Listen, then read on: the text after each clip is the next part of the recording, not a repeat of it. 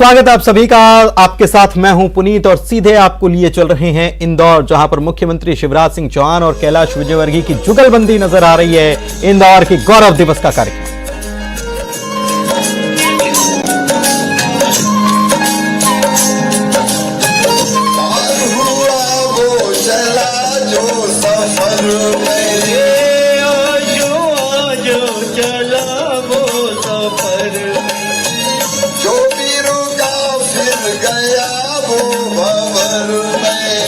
जो भी रोका वो गया वो महर में। तो क्या मिल जाए किनारा, नाव तो क्या मिल जाए किनारा।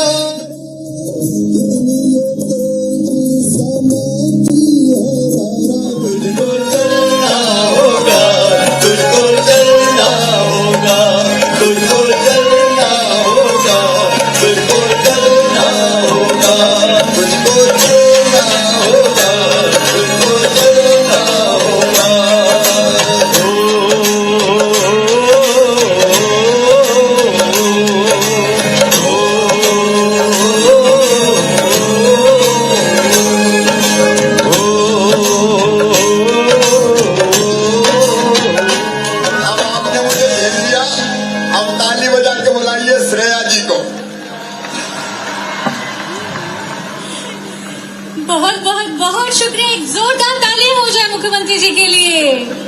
क्या बात है कैलाश जी। जी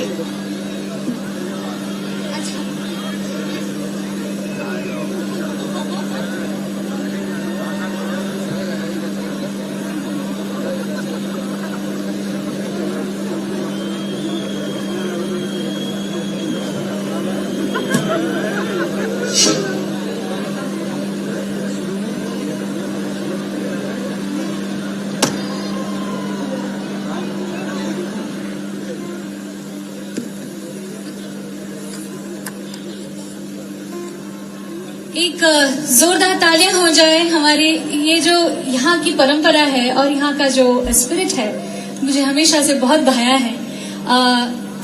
पहले तो इंदौर ये शहर की, और ये सीधी तस्वीरें आपको हम इंदौर से दिखा रहे थे, जहां पर मुख्यमंत्री भी गौरव दिवस के समारोह में शामिल हुए हैं। चलिए बढ़ते हैं आगे और प्रदेश की खबरों का रुख करते हैं। कांग्रेस का नव संकल्प शिविर आयोजित किया जाएगा। उदयपुर की तर्ज पर इसे आयोजित किया जाना है। 1 और 2 जून को नव संकल्प शिविर का आयोजन हो रहा है। कल सुबह 10:30 बजे शिविर का आयोजन होगा और शिविर से पहले पदाधिकारियों का रजिस्ट्रेशन होगा। नव संकल्प शिविर में करीब 250 नेता शामिल होंगे। 2 दिनों तक आयोजन स्थल में ही पदाधिकारी रहने वाले हैं। CM Bhupesh Baghel, PCC chief Mohan Markam, प्रदेश प्रभारी पीएल पूनिया समेत 250 नेता इसमें शामिल होंगे। प्रभारी सचिव चंदन यादव, सप्तगिरी उलाका भी इसमें शामिल रहने वाले हैं।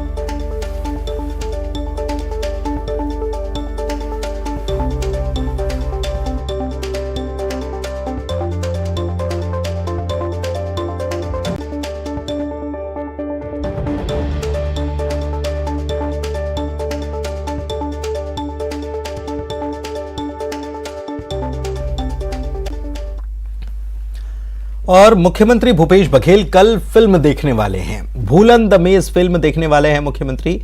सीएम भूपेश बघेल संजीव बख्शी की रचना भूलन कांदा पर आधारित फिल्म को देखेंगे। नव संकल्प शिविर में कांग्रेस नेताओं और मीडिया को आमंत्रित करने वाले कल शाम कांग्रेस जनों और मीडिया कर्मियों के साथ वे फिल्म देखेंगे भूलन द मेज, जिसे राष्ट्रीय फिल्म पुरस्कार हासिल हुआ है।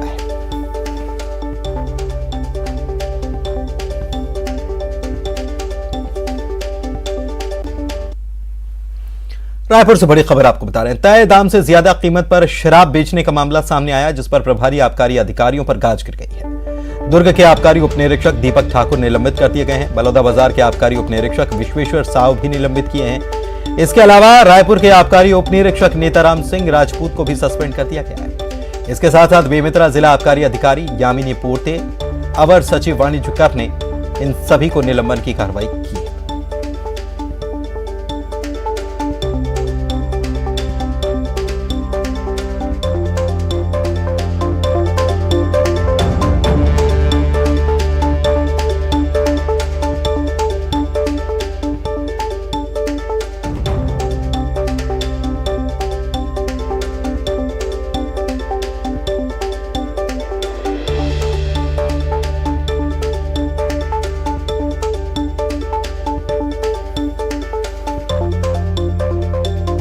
तो तय दाम से ज्यादा कीमत पर शराब बेचने का मामला है जिस पर ये कार्रवाई सामने आई है और 4 अधिकारी हैं, प्रभारी आबकारी अधिकारी, जिन पर काजगिरी है। दुर्ग के आबकारी उप निरीक्षक दीपक ठाकुर, पल्लौदा बाजार के आबकारी उप निरीक्षक विश्वेश्वर साव, रायपुर के आबकारी उप निरीक्षक नेतराम राजपूत और बेमित्रा जिला आबकारी अधिकारी यामिनी पोर्ते, इन सबको निलंबित कर दिया गया है। ममता हमारी संवाददाता हमारे साथ जुड़ी हुई है फोन लाइन पर, उनसे समझते हैं कि ये पूरा मामला क्या है, किस प्रकार की कार्रवाई, कैसे ये मामला सामने आया था, क्या जानकारी ममता?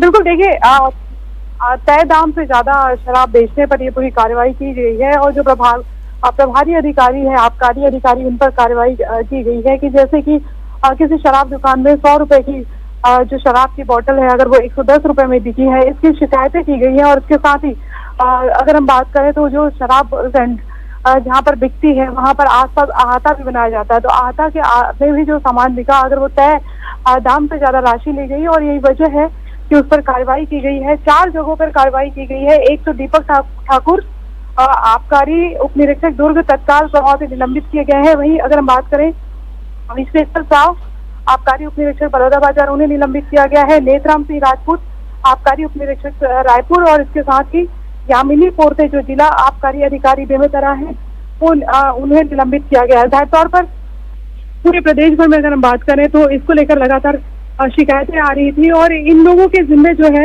वो संबंधित जो शराब दुकानें हैं वो आती हैं, तो इनकी ड्यूटी में आता है कि जितना दर है उतनी दर पे शराब बेची जाए और उससे ज्यादा की राशि जो है वो न वसूली जाए। इसके साथ ही जो अहाता होता है वहां पर भी जो सामान होता है, ठीक है, उसके जो है वो बहुत ज्यादा न वसूली जाए और इसकी शिकायत। बहुत शुक्रिया आपका इस जानकारी के लिए ममता।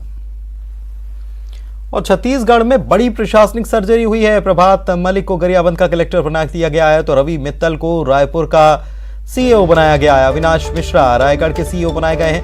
वहीं नम्रता गांधी को संयुक्त सचिव बनाया गया है। इसके साथ ही मयंक चतुर्वेदी को नगर आयुक्त रायपुर बनाया गया है। सामान्य प्रशासन विभाग ने यह आदेश जारी किए हैं। तो ये आईएएस अधिकारियों के तबादले किए गए, अलग अलग जिम्मेदारी इन्हें सौंपी गई है। छत्तीसगढ़ में ये प्रशासनिक सर्जरी देखने को मिली है।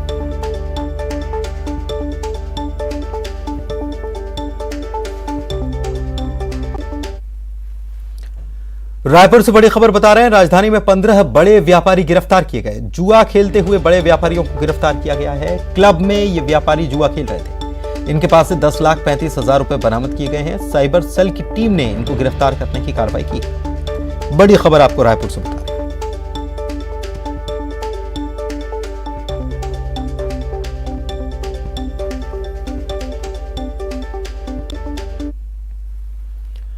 चलिए आगे बढ़ते हैं और बात करते हैं राज्यसभा के लिए नामांकन की। तो कांग्रेस नेता राजीव शुक्ला और रंजीत रंजन ने आज राज्यसभा के लिए नामांकन कर दिया। ये नामांकन पत्र उन्होंने भरा है। विधानसभा पहुंचकर दोनों नेताओं ने चुनाव की सारी प्रक्रिया पूरी की। राजीव शुक्ला और रंजीत रंजन के नामांकन में प्रदेश प्रभारी पीएल पूनिया, फूलो देवी नेताम के साथ मुख्यमंत्री भूपेश बघेल, उनके मंत्रिमंडल के सहयोगियों के साथ विधायक भी मौजूद थे। राजीव शुक्ला और रंजीत रंजन का निर्विरोध चुना जाना तय है। नामांकन के बाद सीएम ने कहा है कि दोनों नेताओं के अनुभव का लाभ छत्तीसगढ़ को होगा।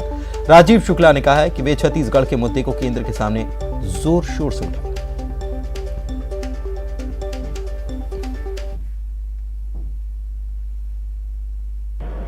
छत्तीसगढ़ विधानसभा से 2 सदस्यों को राज्यसभा के लिए निर्वाचित होना है। कांग्रेस के अधिकृत प्रत्याशी श्री राजीव शुक्ला जी, श्रीमती रंजीत रंजन जी ने कांग्रेस के अधिकृत प्रत्याशी के रूप में नामांकन भरा और 3 सेट में नामांकन हुए। हमारे विधायक सब प्रस्तावक के रूप में उपस्थित थे।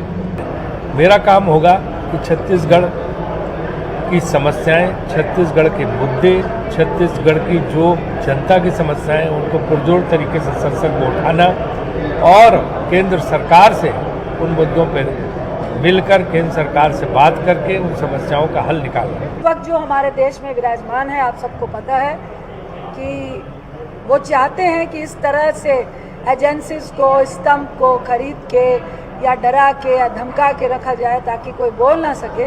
उसमें एक ही रास्ता बचता है, वो है सदन का रास्ता, जहां आप बोलते हैं तो कोई रोक नहीं सकता, बशर्ते कि वो विपक्ष पे ही तोहमत लगाकर हमें किसी भी चीज़ पे बहस ना करने दे।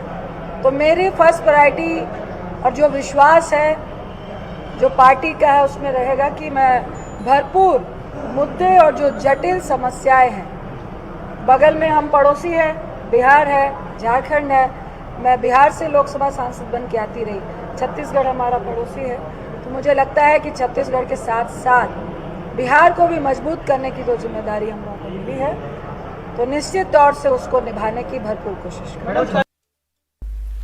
राज्यसभा चुनाव में बाहरी को उम्मीदवार बनाए जाने पर पूर्व सीएम रमन सिंह ने एक बार फिर से कांग्रेस को निशाने पर लिया। राजनांदगांव में उन्होंने कहा कि कांग्रेस की नजर में छत्तीसगढ़ में कोई योग्य व्यक्ति है ही नहीं, इसलिए बाहरी लोगों को छत्तीसगढ़ से राज्यसभा भेजा जा रहा है। केंद्रीय राज्य मंत्री रेणुका सिंह ने भी कांग्रेस पर निशाना साधा और कहा कि छत्तीसगढ़ की बात करने वाले बाहर के लोगों को राज्यसभा भेज रहे हैं।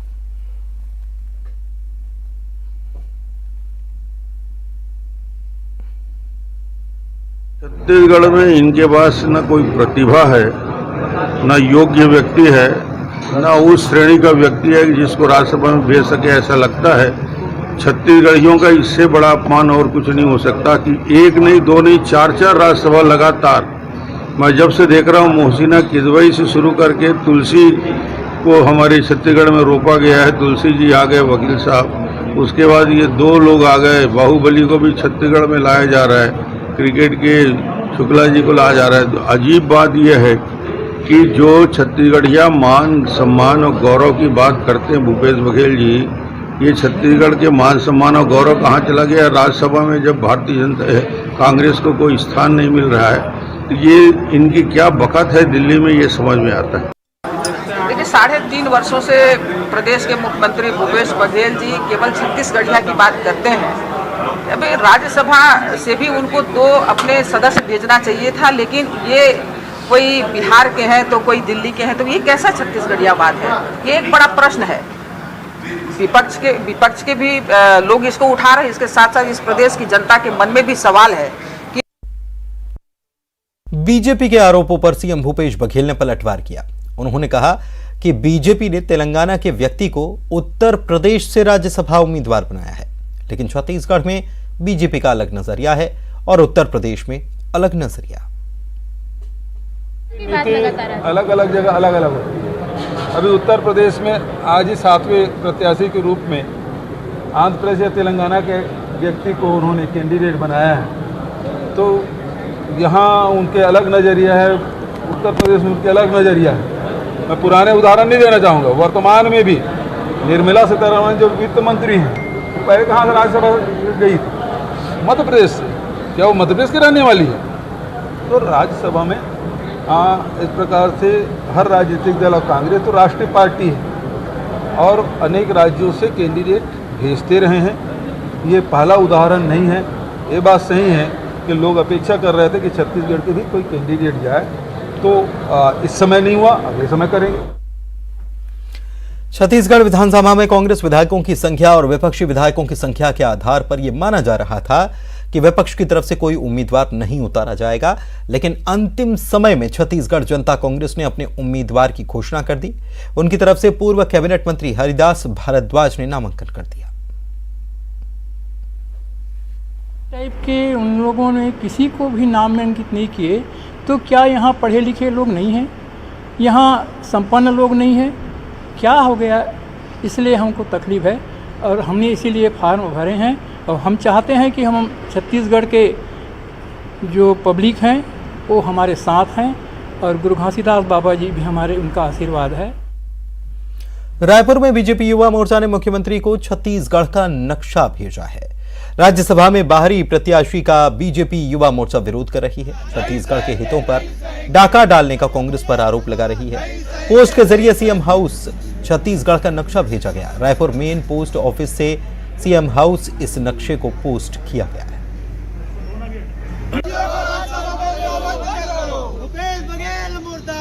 मुर्दाबाद मुर्दाबाद नहीं सहेंगे नहीं सहेंगे नहीं सहेंगे नहीं सहेंगे